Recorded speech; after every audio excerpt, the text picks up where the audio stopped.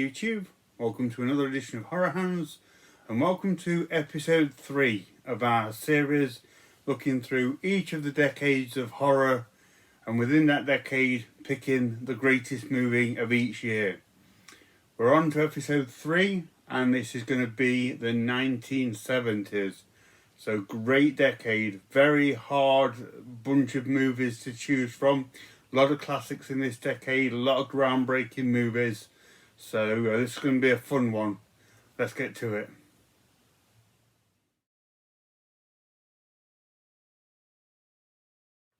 So starting with 1970, and a few contenders here. You've got The Bird with the Crystal Plumage, so early Dario Argento, really good murder mystery giallo. The ending of that movie absolutely blew me away. Count Dracula. Now this is Jess Franco's version of Dracula with Christopher Lee still as the Count. I actually really like this one. I think it's a good Jess Franco film. It's a slow burn, but I don't know. I just feel they did an okay job with this one. Count Yorga, Robert Quarry as the vampire in this one. That was a good movie. I Drink Your Blood, a really good kind of grindhouse exploitation movie. With this like backwoods town and an outbreak of like rabies that turns people into crazy zombies. And Mark of the Devil, which still has a number of quite nasty torture scenes in that movie to this day. But the movie that I'm going to go for, and the 1960s was dominated by Hammer horror.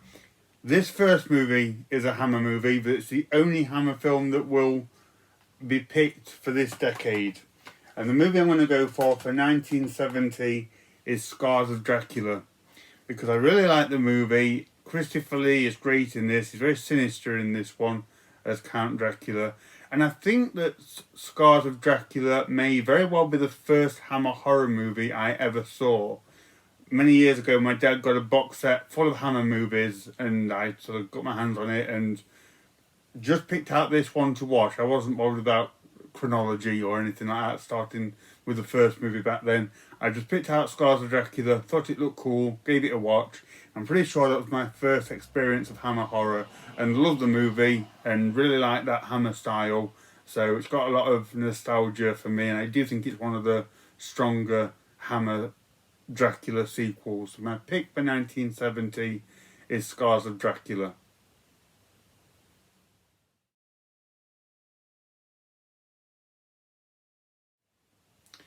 On to 1971, we got some great movies in this year. The Abominable Dr. Phibes. I loved that movie when I was a kid. I was fascinated by Dr. Phibes and the way he looked and the way he spoke and all those crazy deaths that were in the movie. A Bay of Blood, Mario Bava, with an absolutely amazing slasher movie. If you want to see one of the early blueprints for slasher movies, definitely check out A Bay of Blood. It's fantastic. Blood on Satan's Claw, great sort of British folk horror movie. Dr. Jekyll and Sister Hyde, a really underrated Hammer horror film. I really like that one. Duel, Steven Spielberg's awesome menacing truck movie. Lust for a Vampire. Now this is one I've always considered this to be a pretty weak Hammer movie. But I actually watched it a couple of years ago and really enjoyed it. I saw a lot more merit in it on a rewatch.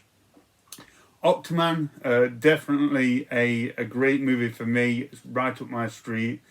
Can't earnestly say it's the greatest movie of 1971, but it's a really fun monster movie. Interestingly, it's one of the movies that's on the TV in Fright Night.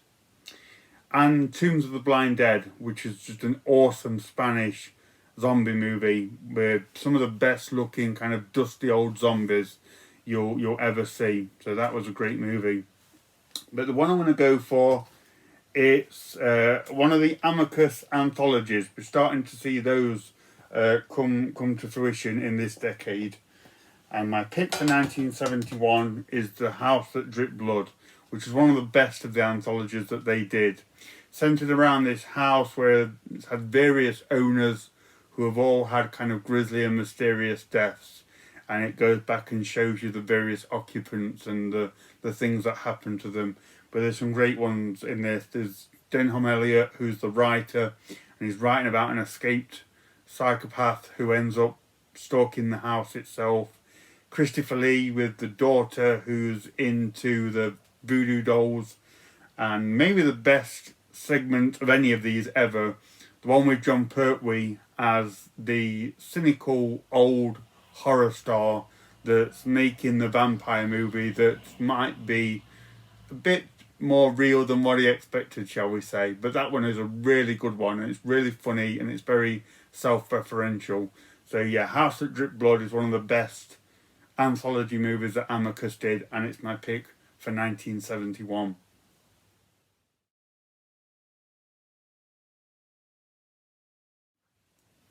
On to 1972, and some great movies in this year, some more close contenders. Asylum, another one of the Amicus anthologies. Almost picked that one. It's been one of my favourite movies for a long time since I saw it as a kid. I think it was the first one of those anthologies that I ever saw, and I still love it to this day. Deliverance, great backwoods survival horror movie. Last House on the Left, that was a strong candidate for this year. It's a movie that, I remember when that was re-released on DVD, it was like the most controversial thing ever. Yeah, good movie. Legend of Boggy Creek, oh, I absolutely love that movie. I love my low-budget Bigfoot films, and that is an absolute favourite of mine. It was a contender, but I don't think I can put it as the best film of 1972. Man from Deep River, so we're starting to see the Italian cannibal movies come into it now. And Tales from the Crypt, another absolutely wonderful Amicus anthology. All very strong candidates there. But the movie that I'm going to go for, and this one is a favourite of mine from childhood, for 1972, is Horror Express, which is a phenomenally awesome movie with Peter Cushing and Christopher Lee. They're like these rival scientists, and I think it's Peter Cushing who discovers... No, it's Christopher Lee, excuse me, who discovers a like missing link kind of creature in the ice and snow. And they transport it, lock it away and transport it on this like Siberian express train where it thaws out and starts killing everyone on board. And Horror Express, the way it kills people, it kind of like fries your brain, but the victims of this monster look absolutely terrifying. They always freaked me out as a kid with the white eyes and the blood coming down the face. Really creepy stuff. And Horror Express, it's got a great array of characters in this one. They really utilise the train setting very well and placing these different characters in the different carriages and just sort of melding them all together in this movie. And it also looks it's a pretty creepy film as well. It's got creepy music, and there's just something about the old-fashioned trains travelling in the snow that just looks a bit, I don't know, a bit unsettling. So yeah, Horror Express is a really awesome movie. Christopher Lee and Peter Cushing both putting in wonderful performances and a cool monster. And yeah, a whole lot going on in this movie. I highly recommend it. And this is my pick for 1972.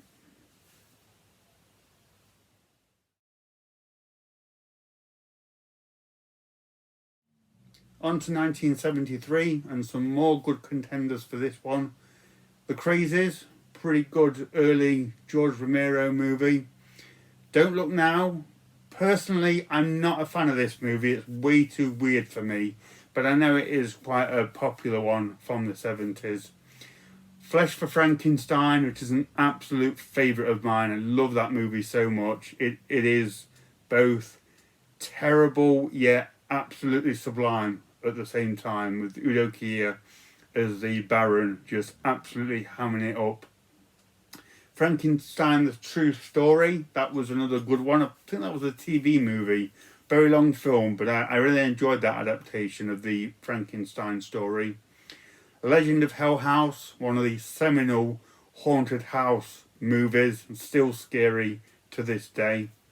And then, of course, The Wicker Man, which was a very strong contender. I would have picked that one if it wasn't for the movie that I have gone for.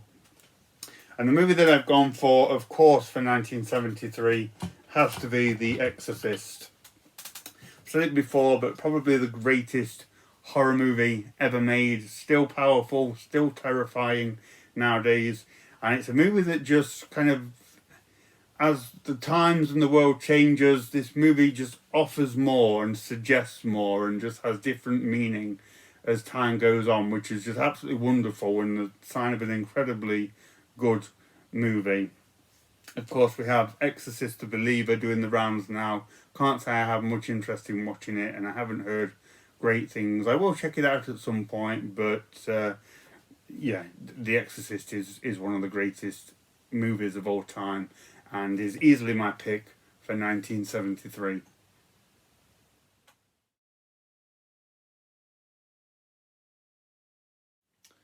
On to 1974 and lots of great contenders for this year. Bad Ronald, which was a really good TV movie with this kind of weird, disturbed young man, and his mum dies and he's left in the crawl space of this big house, and a new family moves in, but they don't know that he's there. So yeah, really weird setup, but great movie. Black Christmas, the kind of original slasher movie, great Christmas horror film. Death Dream, really underrated horror movie. I've talked about that one before. Highly recommend Death Dream. Deranged, a really good kind of like documentary style movie about Ed Gein. From Beyond the Grave, another fantastic Amicus anthology. Legend of the Seven Golden Vampires, a crazy movie, but one that I absolutely love. Hammer mixing it up with horror and martial arts. And Living Dead at the Manchester Morgue, another great zombie movie from that year. But the movie I'm going to go for, kind of like The Exorcist, it was a no-brainer really, is the Texas Chainsaw Massacre. I mean, if there's anything else I could have gone for from that year. One of the most iconic horror movies ever made, one of the most effective horror movies ever made. And it's a movie that I don't watch it as much as some of the other movies that I own, but every time I watch it, I'm just blown away by how raw and powerful this movie is. I love the look of Leatherface, particularly in the first half of the movie. He just looks so kind of genuinely grimy and dirty and realistic, as does the whole movie and the setting for the house and things like that. And it's just an unrelentingly terrifying movie. It just sets out to go at you as an audience and really succeeds in that job. So yeah, a lot of respect for Texas Chainsaw Massacre. Great movie, and it's my pick for 1974.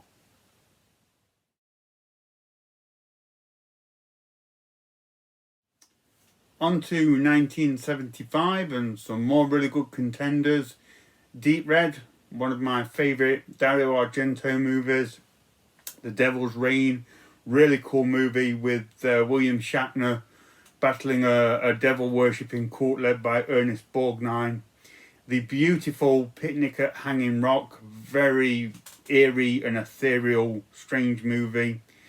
And you've got Salo as well. Personally, I could never say that's the greatest movie of 1975, but I thought it deserved a mention. But of course, for me, for 1975, I'm going to go for Jaws, my favourite movie of all time. I'm not going to go into this one. I'm trying to not say the J word on this channel as much because I talk about it all the time. But my pick for 1975 is Jaws.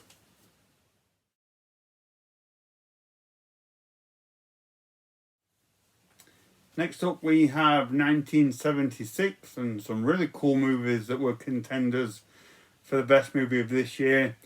Carrie, which was a very strong contender. I did nearly go with that one. Drive-In Massacre, really cool kind of like exploitation thing of this killer killing people off in a drive-in. Food of the Gods, great giant killer animal movie with giant rats and giant chickens and things like that. Always loved that movie since I was a kid. Grizzly, absolutely fantastic killer bear movie, another one of my favourites. And Squirm, another one of my favourites with the killer worms. 1976 was definitely a good year for killer animals. But the movie that I'm going to go for from 1976 is The Omen, the original movie, which is still a very, very effective movie. Really good one.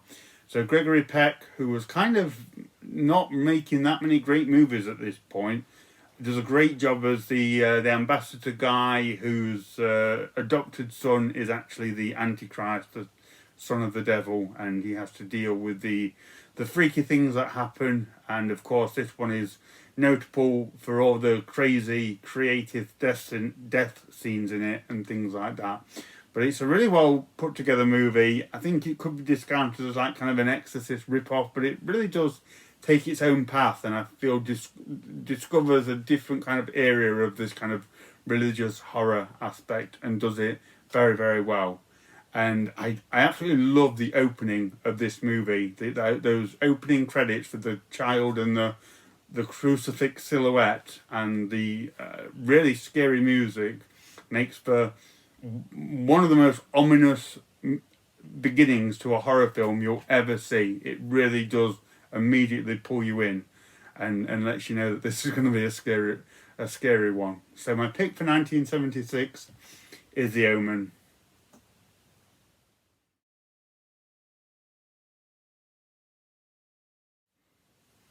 On to 1977 and lots more quality movies from this decade.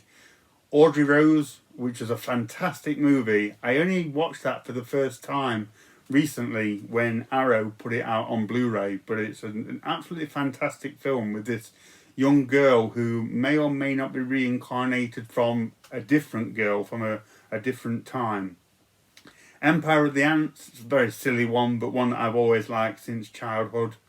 The Hills Have Eyes, I nearly went with that one. Very good movie, very iconic horror film. Ravid, really good one from David Cronenberg. And Suspiria, the great one from Dario Argento, one of the very, very iconic horror movie. But the one I'm going to go for, and this is one that's been edged because it's been a personal favourite of mine since I was growing up.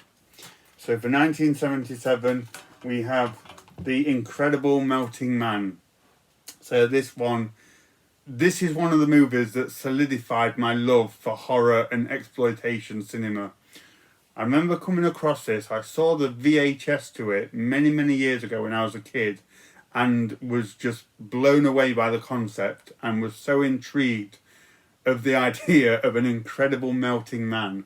And it certainly didn't disappoint. I've said it before, but it's one of the few like horror and exploitation films that actually lives up to its lurid title and cover art.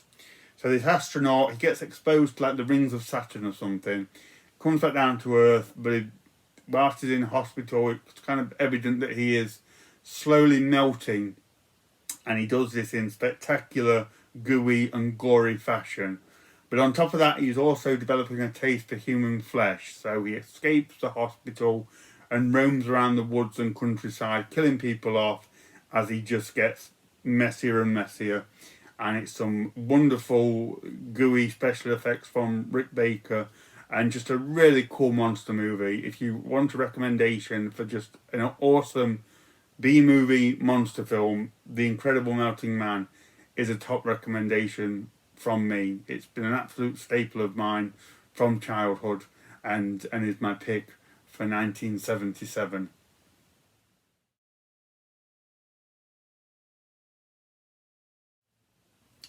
On to 1978 and some more great contenders. Every one of these years is just really strong at this point. So Dawn of the Dead, not my favourite, but I know how popular this movie is and one of the most iconic zombie movies. I Spit on Your Grave, great, video nasty. Jaws 2, I thought I'd throw it in there. It's a good film, so worth a mention. Magic, absolutely fantastic movie with Anthony Hopkins and this ventriloquist dummy that may or may not be controlling him. Patrick, really underrated movie of like a coma victim who's got supernatural malevolent powers. And Piranha, another fun favourite of mine since childhood. But the one I'm going to go for 1978, had to go for this, is of course Halloween. So yeah, the sort of seminal slasher movie. You got the iconic Michael Myers, Jamie Lee Curtis is wonderfully cast in this, and yeah, it's just an excellent movie. Great score as well from John Carpenter. So yeah, when it came to 1978, this was the first movie that came into mind, and looking at it, I couldn't go for anything else. So my pick for 1978 is Halloween.